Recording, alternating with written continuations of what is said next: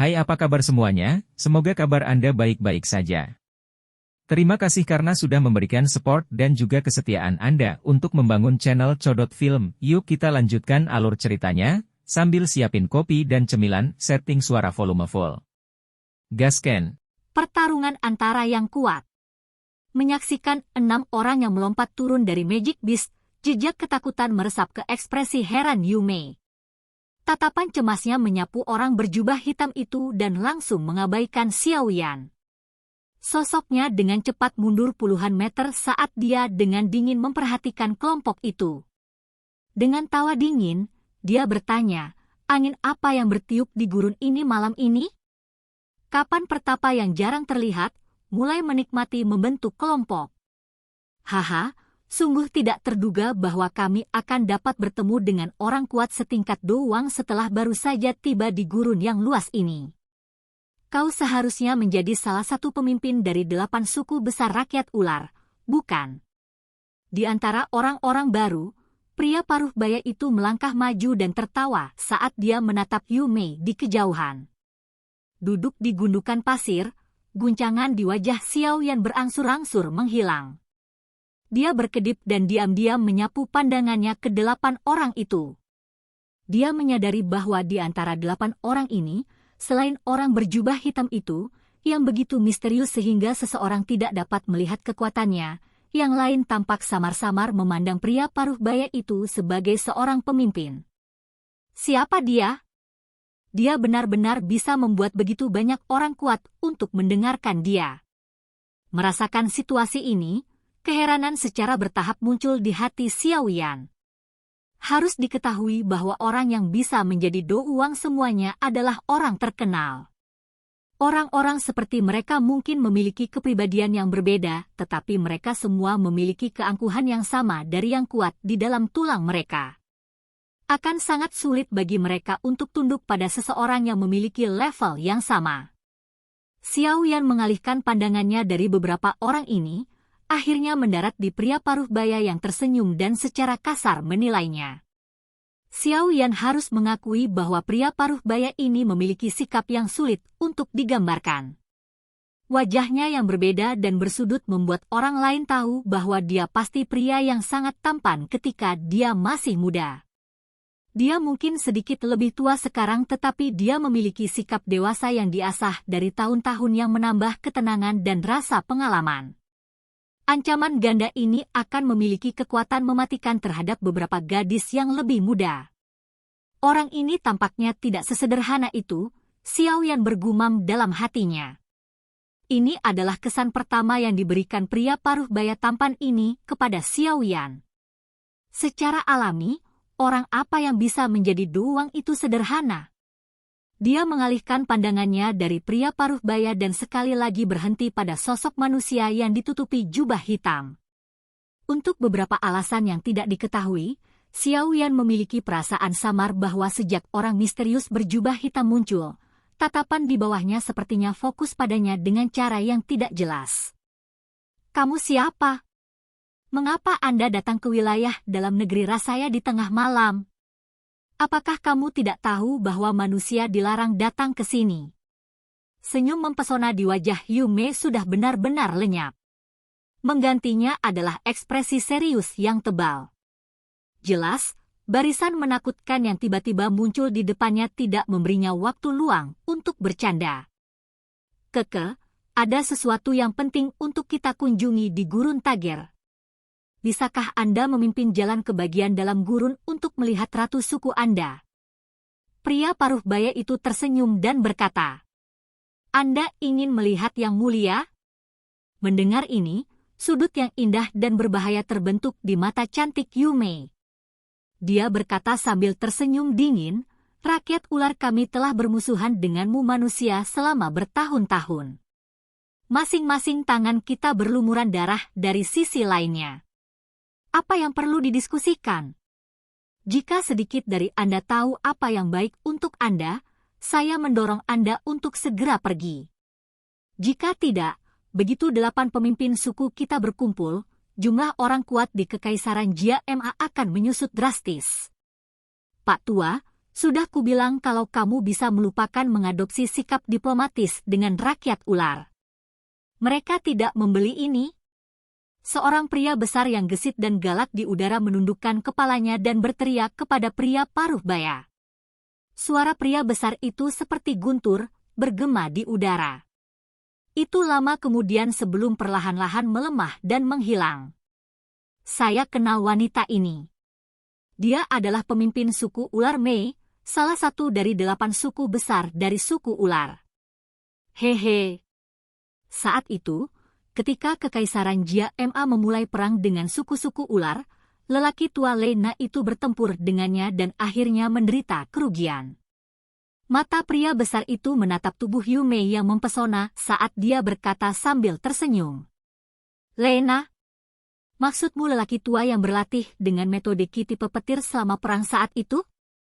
Saya bertanya-tanya, apakah racun di tubuhnya telah disembuhkan? Senyum dingin muncul di sudut mulut Yu Mei saat dia mengejek. Terima kasih, racunnya telah sembuh tapi salah satu tangannya akhirnya lumpuh. Pria besar itu berkata terus terang. Mata yang dia gunakan untuk melirik Yu Mei menunjukkan kilatan dingin. Pak Tua, mari kita bertindak dan menangkapnya. Jangan buang waktu lagi. Jika kami datang terlambat, hal yang Anda inginkan mungkin akan hilang. Selain itu, jika dia melarikan diri, kesulitan misi kami mungkin akan meningkat secara signifikan. Pria besar itu menunduk dan berkata kepada pria paruh baya. Mendengar ini, pria paruh baya yang dipanggil sebagai tua dia berpikir dengan tenang untuk sementara waktu. Dia menganggukkan kepalanya sedikit dan tanpa daya berkata, karena kamu tidak ingin bekerja sama, maka jangan salahkan kami karena mengganggumu dengan nomor kami. Olsi, Feng Li, aku harus merepotkanmu. Ketika dia menyelesaikan kalimat terakhir, lelaki paruh baya itu mengangkat kepalanya dan berkata kepada lelaki besar dan lelaki tua agak kurus di udara. Tidak masalah. Aku sudah lama ingin melihat betapa uletnya orang-orang kuat dari rakyat ular. Mendengar kata-kata pria paruh baya itu, pria besar itu segera menepuk dadanya dan tertawa tanpa ragu sedikit pun. Orang tua kurus lainnya, di sisi lain, sedikit ragu-ragu. Jelas dia arogan dengan posisinya dan tidak ingin mereka berdua menyerang bersama. Namun, keraguannya hanya berlangsung sesaat sebelum disingkirkan. Dia jelas menyadari bahwa doang ini akan meningkatkan kesulitan misi berikutnya. Tubuh kedua pria itu bergetar dan kemudian berubah menjadi 2 garis hitam yang muncul dari jarak dekat dari Yu Mei. Kecepatan tubuh mereka yang meningkat secara tiba-tiba menyebabkan udara mengeluarkan suara ledakan. Yanxi. Berdiri di atas gundukan pasir, pria besar itu mengangkat kepalanya dan mengumumkan namanya. Ini adalah etiket kecil di antara orang-orang kuat. Feng Li, kata orang tua kurus acuh tak acuh. Mendengar kedua nama ini, hati Xiao Yan dan Yu Mei berdebar kencang. Kedua orang ini sebenarnya adalah Lion King Yanxi dan Walking Wind Feng Li, yang terkenal di seluruh Kekaisaran Ma Jia sebagai bagian dari 10 terkuat di Kekaisaran. Menatap sosok pria besar dan pria kurus dengan ekspresi tertegun, Xiao Yan tanpa sadar menghirup udara dingin. Biasanya, akan sulit untuk melihat orang-orang kuat yang berada jauh di atasnya. Namun, pada malam ini, dia benar-benar bisa melihat mereka berdua sekaligus. Saya bertanya-tanya siapa yang berani menerobos ke dalam daerah dalam suku saya. Sebenarnya 2 orang dari 10 orang terkuat dari Kekaisaran Ma Jia. Kata-kata itu mengejek saat dia tertawa pelan dan dingin. Wajah cantik Yu Mei menjadi semakin serius. Meskipun dia belum pernah bertarung dengan keduanya sebelumnya, dia pernah mendengar nama mereka. Mereka bukanlah individu tak berguna yang memiliki ketenaran besar. Kedua orang ini secara alami memiliki poin luar biasa untuk menjadi bagian dari 10 terkuat dari Kekaisaran Jia Ma. Dengan kekuatan Yu Mei, dia tidak akan terlalu takut bertarung dengan salah satu dari mereka. Namun, Jika dia harus melawan mereka berdua sendirian, itu akan sedikit lebih sulit. Selain itu, selain keduanya, orang berjubah hitam yang diam adalah orang yang paling ditakuti Yu Mei. Du Huang, itu adalah orang yang sangat kuat yang hanya bisa ditandingi oleh Yang Mulia. Mengapa orang-orang ini tiba-tiba berkumpul di sini di gurun pasir? Sesuatu yang buruk pasti telah terjadi untuk sesuatu yang tidak biasa seperti ini terjadi. Terlepas dari motif mereka, saya harus menyampaikan informasi ini kepada Yang Mulia. Jika tidak, dengan barisan mereka, tidak ada satupun di antara 8 suku besar kami yang bisa melawan mereka sendirian. Pikiran ini melintas dengan cepat di hati Yu Mei. Tanpa ragu-ragu atau mengatakan omong kosong, tangannya dengan cepat membentuk segel yang aneh. Pada saat yang sama, ekor ularnya dengan lembut menepuk permukaan pasir.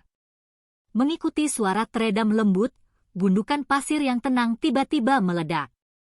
Gelombang pasir yang sangat besar terbentuk di depan Yu Mei dalam sekejap mata dan menghantam yang lain dari segala arah. Lakukan! Melihat Yu Mei yang pertama bertindak, Yan Shi tidak repot-repot bersikap sopan. Dia berteriak pelan, mengangkat kepalanya, membuka kedua tangannya dan zat perak samar seperti gelombang suara auman singa tiba-tiba dilepaskan dari mulutnya yang terbuka lebar. Gelombang suara dengan kejam menghantam gelombang pasir yang keras, dalam sekejap, pasir membeku di udara, akhirnya jatuh tanpa kekuatan. Setelah Yan Shi mengatasi gelombang pasir, Feng Li di sampingnya gemetar dan tiba-tiba menghilang. Sesaat kemudian, riak energi ganas dipancarkan dari balik gelombang pasir.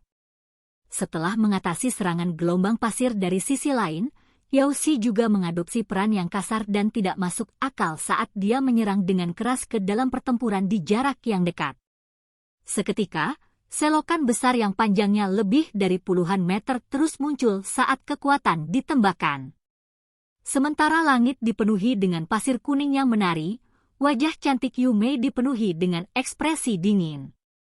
Dari tengah telapak tangannya, 2 sutra energi hijau yang tenang diaglomerasi menjadi ular hijau besar.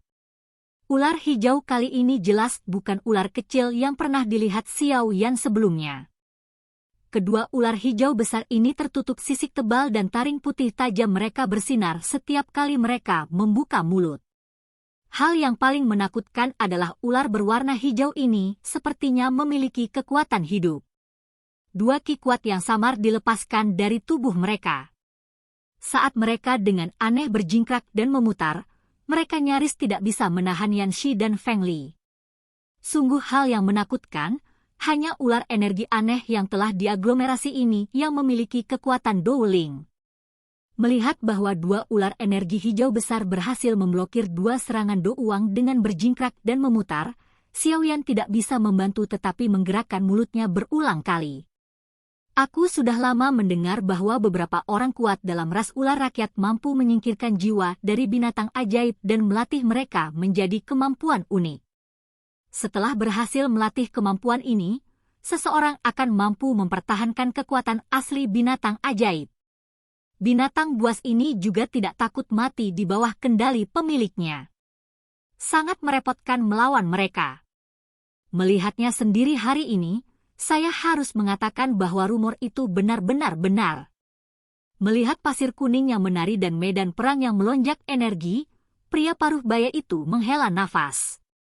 Elder, sepertinya kedua tuan itu tidak akan bisa segera menanganinya. Apakah Anda membutuhkan kami untuk menyerang? Seorang pria mendekati pria paruh baya dan berkata dengan hormat. Mendengar ini, pria paruh baya itu memiringkan kepalanya dan menatap pada orang misterius yang seluruhnya ditutupi oleh jubah hitam itu. Tampaknya telah merasakan tatapannya, orang berjubah hitam itu menggelengkan kepalanya. Sepasang mata di bawah tudung berwarna hitam sekali lagi melirik pria muda di bukit pasir tidak jauh yang wajahnya dipenuhi dengan keterkejutan pada pertempuran yang intens. Ada arti yang tidak diketahui di balik tatapannya. Melihat tindakan orang berjubah hitam itu, pria paruh baya itu mengangguk sedikit. Dia merenung sebentar dan berbisik, lupakan, Dengan kekuatan Situa dan Feng Li, dia hampir tidak bisa bertahan. Setelah beberapa saat, kemenangan akan ditentukan. Ya, Pak. Setelah memberikan jawaban penuh hormat, pria Dowling ini, yang pernah mendominasi gelar terkuat di kota besar, menyapu pandangannya dengan hormat ke orang berjubah hitam yang berdiri di samping. Dia kemudian perlahan mundur. Silahkan pergi ke. Oke guys, jangan lupa like, comment, share, and subscribe di channel Codot Film. See you next video, peace out and bye-bye.